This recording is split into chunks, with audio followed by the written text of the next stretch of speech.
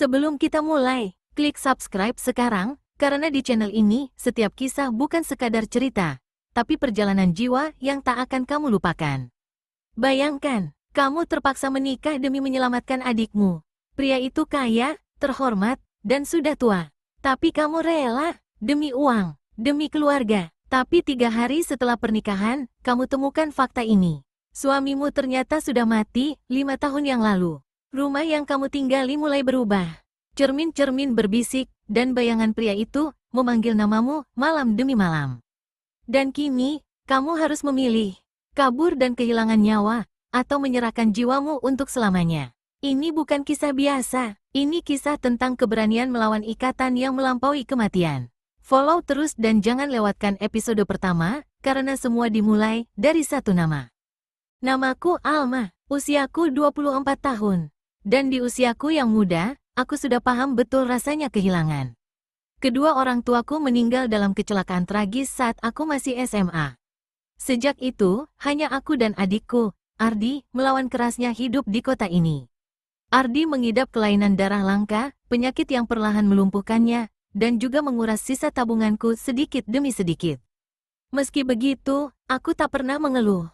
Aku bekerja sebagai staf arsip di sebuah kantor notaris kecil. Gajinya pas-pasan, tapi cukup untuk beli obat dan bayar kontrakan. Kadang-kadang, aku juga menjahit baju pesanan tetangga. Hidup kami berat, tapi tenang. Aku masih punya harapan. Sampai suatu sore, semuanya berubah. Hujan turun deras ketika seorang pria tua berjas hitam datang ke kantor. Ia memperkenalkan diri sebagai Raga Wiratma, seorang pengacara. Wajahnya tenang, suaranya lembut, dan tutur katanya sopan. Ia datang mencariku. Alma Putri Anindya, tanyanya sambil tersenyum. Aku mengangguk, heran. Tanpa basa-basi, ia menyerahkan selembar surat resmi. Ini berkaitan dengan keluarga Anda. Keluargaku, aku bahkan tak tahu punya siapa-siapa lagi di dunia ini. Di dalam surat itu, disebutkan bahwa ada seorang tokoh dermawan yang mengaku memiliki hubungan masa lalu dengan almarhum orang tuaku. Pria itu ingin membalas budi dengan membiayai pengobatan Ardi hingga sembuh total, dan memberikanku sejumlah dana kompensasi yang pantas. Aku langsung curiga, apa balas budinya harus dibayar dengan nyawa saya? Tanyaku sinis. Raga hanya tertawa kecil. Tidak, Nona Alma, Anda hanya diminta menikah. Aku tercekat. Menikah? Dengan siapa? Dengan seseorang yang sangat terhormat. Namanya Damar Kusumo. Aku pernah mendengar nama itu. Seorang pengusaha senior yang memiliki lahan luas dan banyak properti tua di kota ini. Tapi sudah lama tidak terdengar kabarnya. Beberapa media pernah menyebutnya eksentrik, tak punya anak, tak punya ahli waris.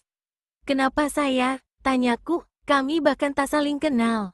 Karena, hanya Anda yang memenuhi syarat wasiat terakhir beliau. Kata-katanya menggantung di udara, dingin, mencekam. Aku menolak, tentu saja aku menolak. Tapi ketika aku pulang dan mendapati Ardi muntah darah di lantai, tubuhnya menggigil dan matanya penuh air, aku tahu. Waktu kami tidak banyak.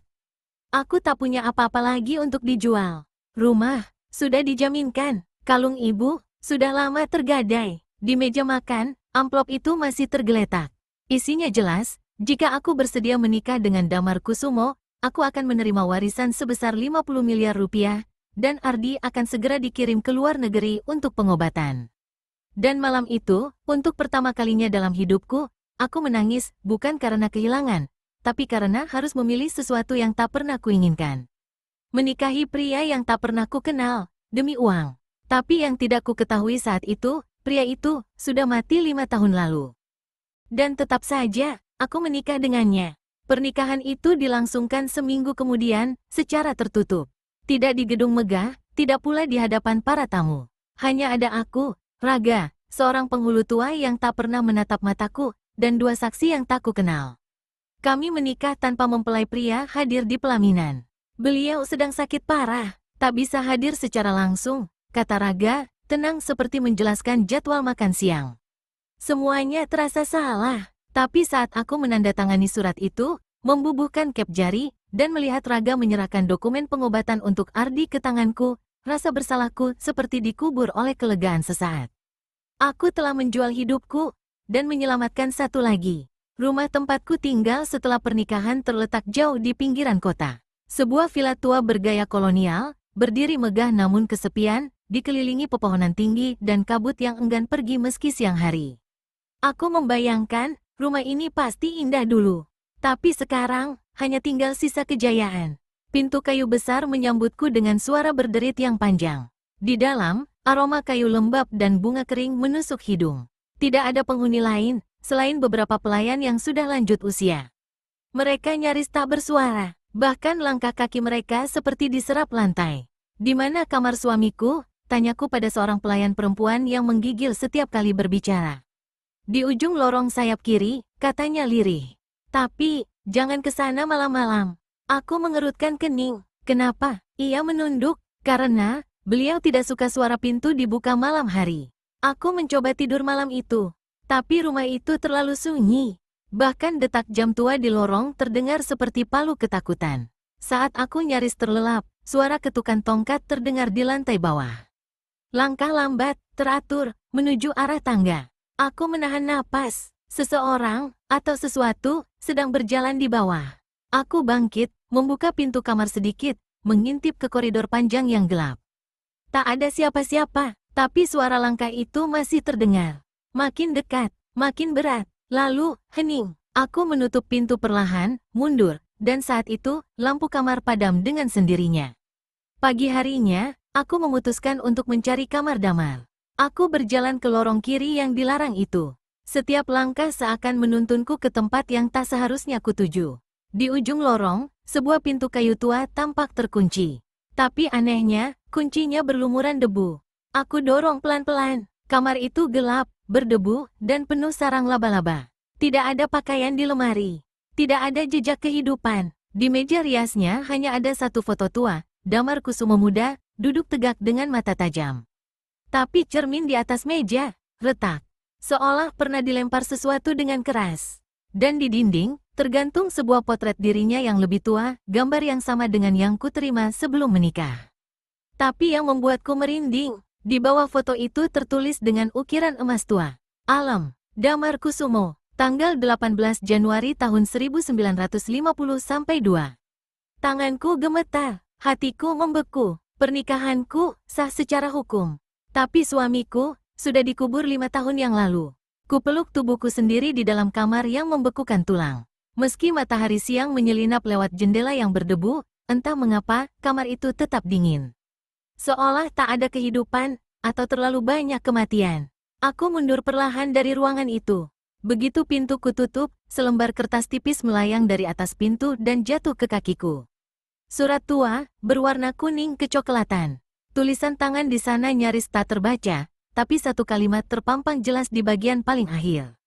"Jika kau menjadi istri Damar, jangan pernah biarkan dia tahu namamu yang asli." Aku menggigil. Siapa yang menulis ini? Aku kembali ke kamar, mencoba menenangkan diriku. Kukatakan pada diri sendiri ini semua hanyalah kebetulan. Mungkin ini rumah keluarga besar. Mungkin Damar punya saudara dengan nama yang sama.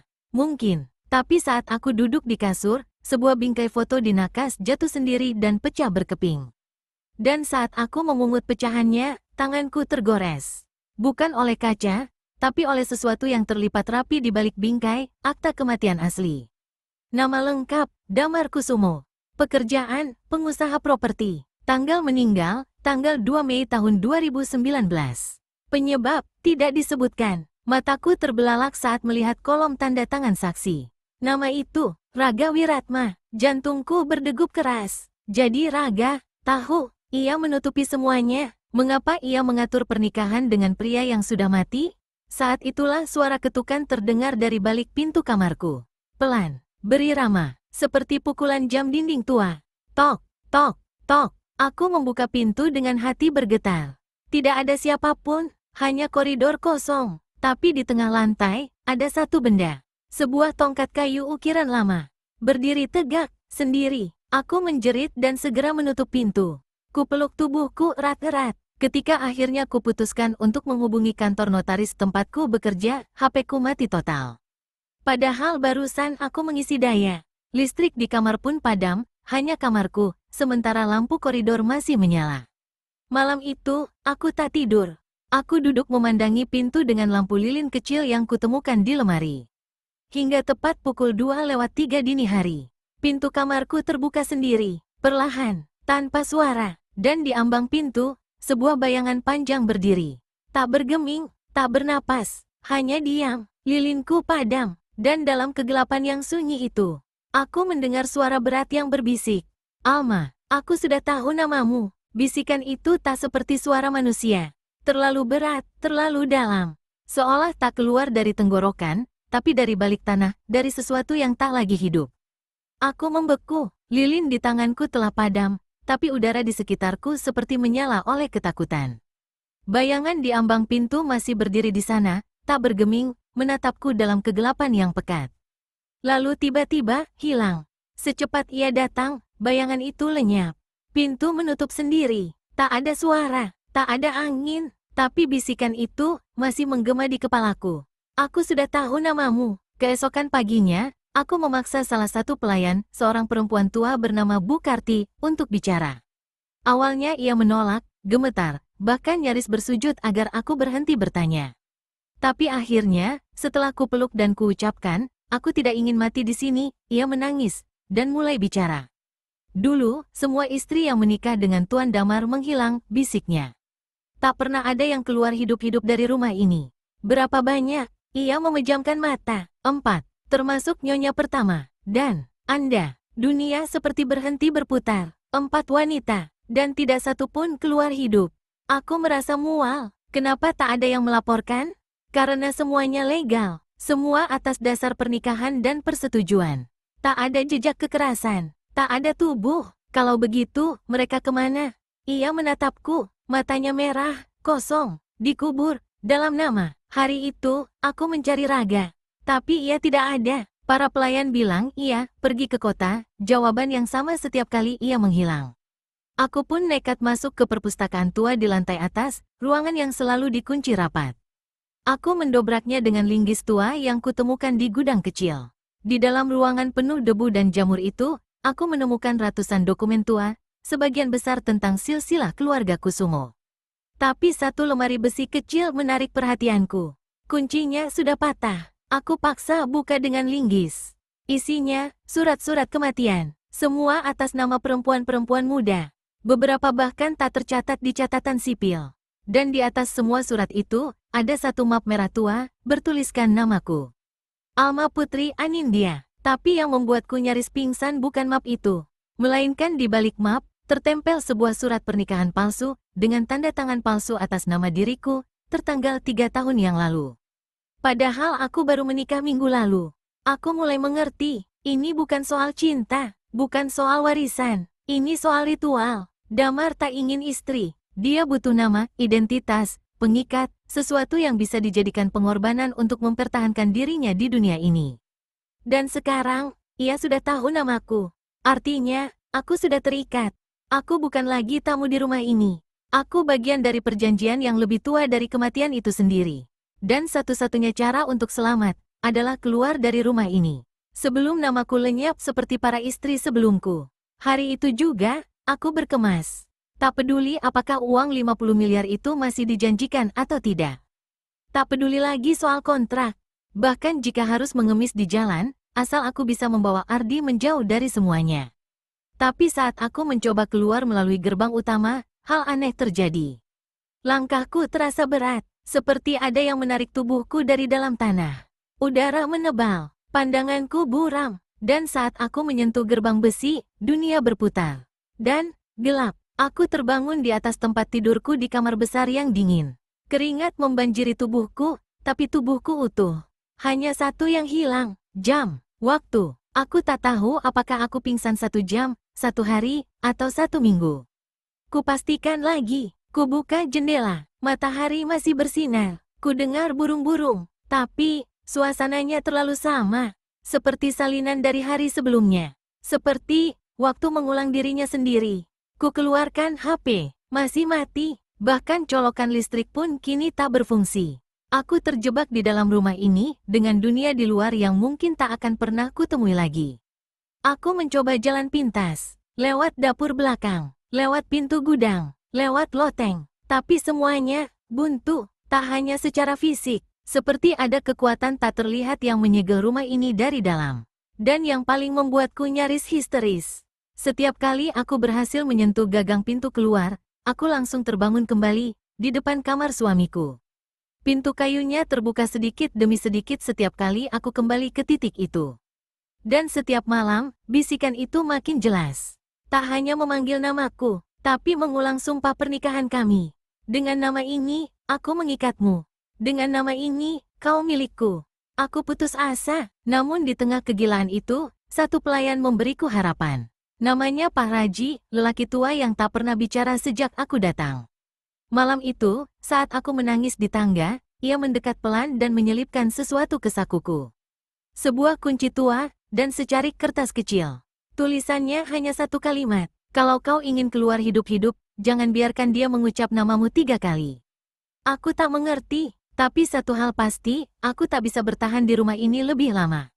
Aku tak bisa menunggu sampai bayangan itu menjemputku di malam ketiga. Aku harus mencari tahu siapa sebenarnya Damar Kusumo. Siapa dia, sebelum mati. Dan untuk apa sebenarnya aku dikorbankan. Karena jika tak kulawan sekarang, nama, Alma, akan hilang dari dunia ini. Dan yang tinggal, hanya istri dari seorang mayat. Malam itu, aku menunggu sampai rumah benar-benar sunyi. Angin tak lagi berdesir, dan suara jam di lorong berhenti berdetak. Dengan napas tercekat, aku menggenggam kunci tua pemberian Pak Raji. Jemariku gemetar saat kutapakkan kaki ke lorong sebelah kanan, area yang bahkan pelayan pun tak berani melintasinya. Kunci itu pas di satu pintu tua dengan lambang keluarga Kusumo terukir samar. Engselnya berkarat, tapi begitu kuputar kunci, pintu itu terbuka dengan sangat ringan. Seolah memang telah lama menunggu untuk dibuka kembali. Di baliknya, bukan sekadar ruangan, tapi sebuah museum kematian. Potret-potret wanita muda terpajang di dinding. Wajah-wajah asing, tapi entah kenapa terasa begitu dekat. Di bawah setiap potret, tertulis nama yang tak asing.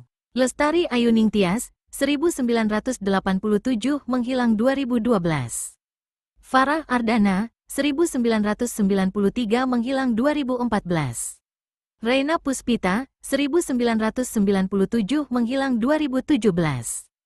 Dan yang terakhir, Alma Putri Anindya, tanggal kosong. Aku mundur, napasku memburu, namaku sudah terpajang, bahkan sebelum aku masuk rumah ini. Di meja tengah ruangan itu, terdapat satu buku kulit hitam. Jurnal tua, lapuk oleh waktu, dengan inisial keemasan di sampul, DK Damar Kusumo. Kutinggalkan rasa takutku di belakang dan mulai membacanya. Setiap halaman, penuh dengan tulisan tangan yang menggambarkan obsesi aneh akan pengikatan nama, perjanjian jiwa, dan istriku harus menjadi milikku, bahkan setelah kematian.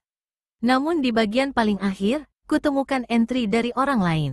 Tulisannya berbeda, lebih tergesa, penuh goresan kasar. Aku istrinya, yang pertama, aku yang paling dicintai, tapi cinta itu berubah menjadi penjara. Damar tidak pernah menerima kematian. Ia memanggil arwahnya sendiri, dan tinggal dalam bayangan. Jika kau membaca ini, berarti kau istri selanjutnya. Dan kau akan jadi aku. Satu-satunya jalan keluar adalah membakar namamu sendiri dari perjanjian itu. Hancurkan identitasmu, atau dia akan membawamu utuh. Tiba-tiba, suara pintu tertutup keras membuyarkan fokusku. Aku menoleh, pintu di belakangku tertutup sendiri. Dan dari cermin besar di ujung ruangan, muncul sosok lelaki tua dengan mata putih kelabu dan mulut yang bergerak tanpa suara. Tapi aku tahu apa yang ia ucapkan. Satu kata yang telah ia katakan 2 kali malam sebelumnya. Alma, aku menahan napas. Tak boleh dibiarkan ia mengucapkannya untuk ketiga kali. Aku membalik badan, melempar jurnal ke lantai, mengambil lilin dan membakarnya. Cahaya api menari liar, tapi bayangan lelaki itu tidak menghilang. Justru makin mendekat, tubuhnya perlahan membentuk wujud yang lebih padat. Lebih nyata, seperti bangkit kembali. Aku berlari keluar ruangan, membawa satu halaman yang berhasil kuselamatkan dari jurnal itu. Di situ tertulis sebuah mantra pemutus ikatan, tapi belum lengkap. Ada bagian yang hilang, terbakar. Aku harus menemukan sisanya, sebelum malam berikutnya, sebelum Damar mengucap namaku, untuk yang ketiga kalinya.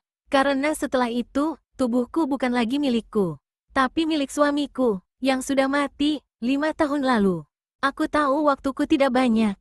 Malam berikutnya akan datang seperti pisau yang menunggu tengkukku. Dan jika Damar menyebut namaku 1 kali lagi, semuanya berakhir. Ku coba menyusun sisa mantra dari halaman yang berhasil ku selamatkan. Tapi tulisannya rusak, hangus, bolong. Kata-kata yang hilang membuat maknanya retak seperti cermin. Aku hanya bisa membaca potongan. Nama adalah ikatan, hapus dalam api dan darah. Cermin asal, tubuh terputus, jiwa lepas. Ku pelajari setiap sudut rumah, berharap menemukan petunjuk. Hingga akhirnya, Bu Karti, pelayan tua yang selama ini bungkam, membawaku ke ruang bawah tanah yang tak pernah ku tahu ada. Tangga menuju ke sana terbuat dari batu, lembab, dan sepi. Di bawah sana, bukan ruang biasa, tapi ruang pemujaan. Di tengah ruangan, berdiri cermin besar dengan bingkai emas, tua, dan berkarat. Di depannya, terukir lusinan nama wanita, dan salah satunya, nama aku. Dulu, kata Bu Karti dengan suara nyaris tak terdengar, semua istri yang masuk ke sini, pantulan mereka tak pernah kembali utuh. Aku memandang ke cermin. Pantulanku ada, tapi mataku di dalam cermin menangis darah. Sore harinya, kabar datang, Raga kembali. Dan ia ingin bertemu. Aku mendatanginya di ruang kerja besar, tempat di mana semua kontrak hidup dan mati disusun. Ia masih tenang, masih tersenyum, tapi sorot matanya tak lagi manusiawi.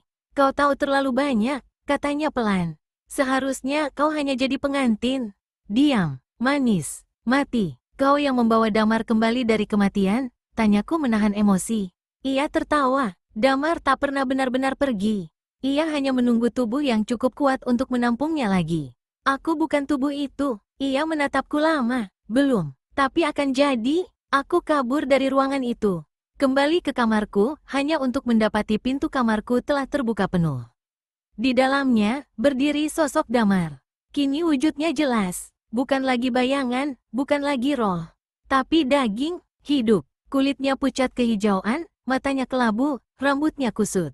Tapi ia berdiri, bernapas. Dan bibirnya, mulai bergerak. Al, aku menjerit, melempar vas ke arahnya.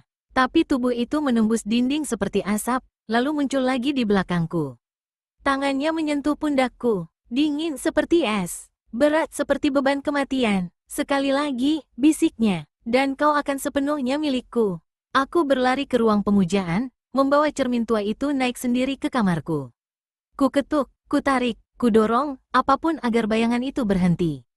Tapi pantulanku di dalam cermin mulai menghilang perlahan. Seperti aku, mulai terhapus. Dalam keputusasaan, aku teringat satu hal.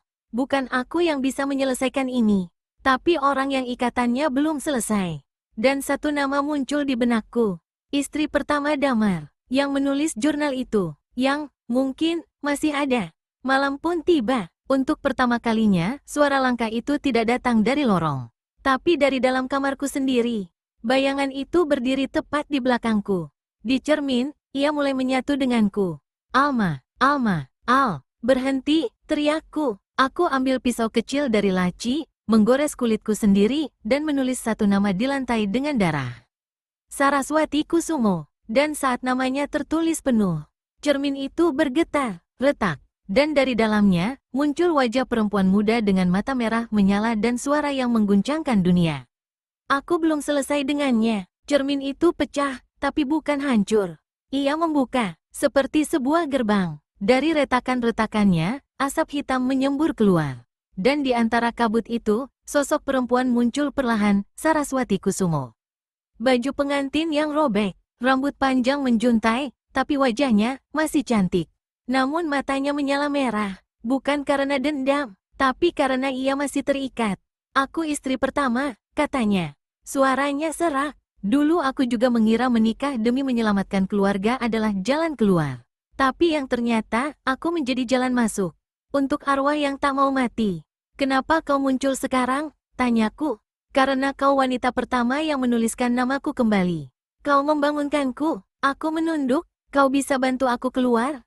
Ia menatapku lama. Tidak. Tapi aku bisa menggantikanmu. Kalau kau bersedia, aku terdiam. Di belakangku, sosok Damar mulai membentuk wujud penuh. Ia tersenyum dengan wajah setengah membusuk. Tubuhnya kini utuh dan siap menjemput. Kau istri terakhirku, Alma, katanya. Dan malam ini, aku akan hidup melalui tubuhmu. Saraswati berdiri di antara kami. Ia memandangku dengan wajah yang sayu. Kita hanya bisa memilih satu hal, siapa yang akan jadi wadahnya. Aku, atau kau. Kalau aku yang memilih menggantikanmu, lanjut Saraswati, aku bisa menyeretnya kembali ke dalam cermin. Tapi aku tak akan bisa keluar. Selamanya, aku gemetar. Seluruh tubuhku bergetar antara ego dan pengorbanan. Aku ingin hidup. Aku ingin menyelamatkan Ardi. Aku ingin terbebas. Tapi aku juga tahu, jika aku kabur, Damar akan terus mencari tubuh baru. Akan terus menipu gadis-gadis tak berdosa. Akan terus mengulang siklus ini. Dan sekarang, satu-satunya yang bisa memutusnya adalah keberanian untuk mengakhiri. Aku menatap Saraswati. Kalau kau masuk kembali ke dalam cermin itu, dan menyeretnya bersamamu, apa yang terjadi padaku? Ia tersenyum kecil. Kau akan tetap punya tubuh, tapi tak akan pernah sama. Kau harus hidup dengan nama yang baru. Tak boleh ada yang tahu kau pernah bernama Alma Putri Anindya. Tiba-tiba, suara Damar menggelegar. Cukup, ia menarikku. Tapi sebelum tubuhku disentuh, Saraswati memeluknya dari belakang. Kita belum selesai, Damar. Dan kali ini, aku yang mengikatmu. Api meledak dari lantai. Cermin menyala merah. Dan suara-suara perempuan berteriak dari segala arah.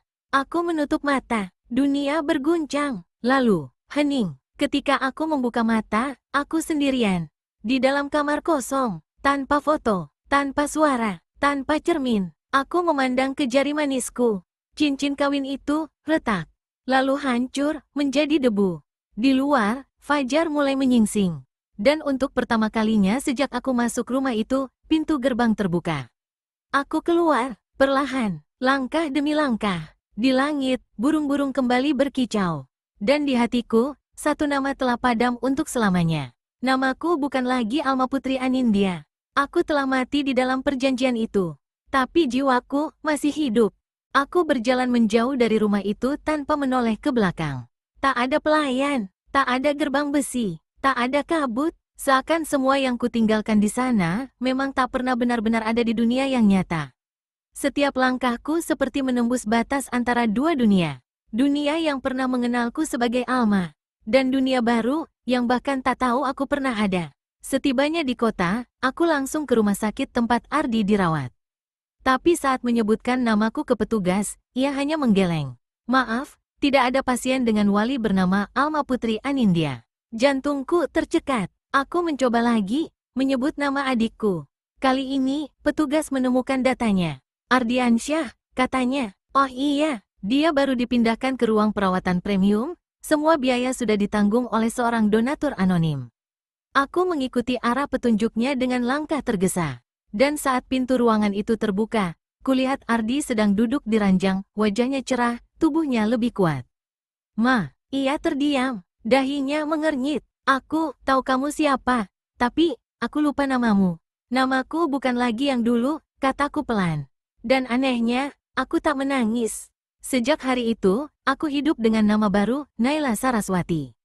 Tak ada identitas lama yang tersisa. KTP baru, alamat baru, seluruh dokumen disediakan oleh seseorang yang tak pernah kutemui, tapi ku tahu, ia tahu segalanya. Raga Wiratma, hilang. Rumah tua itu dicatat sebagai bangunan kosong yang terbakar 5 tahun lalu. Damar Kusumo, tak pernah ditemukan jasadnya. Semua yang terjadi padaku, seakan dihapus dari sejarah. Tapi tidak dari ingatanku. Suatu malam, aku berjalan di taman rumah sakit. Di bangku tua dekat pohon Kamboja, ku dengar suara perempuan tua menyanyi lirik lagu Jawa tentang pengantin tak berpulang. Mataku mencari-cari asal suara, tapi tak ada siapa-siapa. Dan saat aku menunduk, kulihat selembar foto tergelincir dari sakuku. Foto seorang perempuan muda dengan tatapan tajam dan rambut panjang. Di baliknya tertulis dengan tinta emas. Saraswati Kusumo, satu-satunya yang mengikat, dan satu-satunya yang melepaskan. Aku tahu, ia masih menjagaku. Dari dunia yang tak bisa lagi kusentuh. Karena untuk bisa hidup kembali, kadang kita harus mengubur nama kita sendiri. Dan belajar berjalan sebagai seseorang yang tak pernah dikenal dunia. Namaku kini Naila Saraswati, dan tak ada satupun yang tahu, aku pernah jadi Alma. Pernah menikah dengan mayat, pernah nyaris kehilangan jiwaku demi angka 50 miliar. Kini, aku hidup, tapi tak benar-benar hidup di mata hukum, masyarakat, atau sejarah. Tapi mungkin, justru disitulah aku bebas. Hari-hariku kini berjalan sunyi namun ringan. Aku bekerja di toko bunga milik seorang nenek tua yang tak pernah bertanya soal masa lalu. Aku menyusun rangkaian mawar dan melati, kadang mengantar ke rumah duka, kadang ke pernikahan. Ironis, bukan? Aku yang pernah dikorbankan dalam pernikahan, kini membantu orang lain merayakannya. Ardi tumbuh sehat. Kami tak tinggal serumah, tapi aku menjenguknya diam-diam. Kadang meninggalkan makanan, kadang mainan. Ia memanggilku, kakak dari toko bunga. Dan itu sudah cukup. Aku tak butuh diingat sebagai siapa. Aku hanya ingin dia hidup.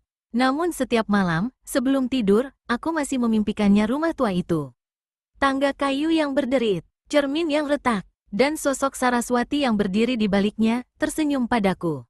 Kadang aku bangun dengan air mata, kadang dengan rasa syukur, tapi tak sekalipun dengan penyesalan. Sampai suatu malam, aku menerima kiriman tanpa nama pengirim.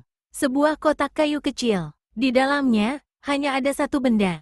Potongan cincin pernikahanku dulu, retak, tapi tidak hancur, dan sebuah catatan kecil bertuliskan. Tak semua ikatan harus dihapus. Beberapa hanya perlu dikenang untuk mengingat siapa yang pernah kamu pilih untuk diselamatkan. Aku terdiam lama. Lalu aku tersenyum, dengan mata yang basah. Akhirnya, aku mengerti bahwa hidup bukan tentang menjadi siapa, tapi tentang siapa yang berani tetap hidup, bahkan ketika seluruh dunia memutuskan untuk melupakanmu.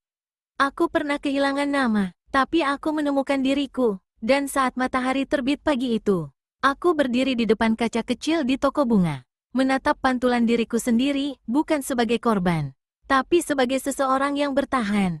Namaku bukan lagi penting, tapi jiwaku selamat, dan itu lebih dari cukup.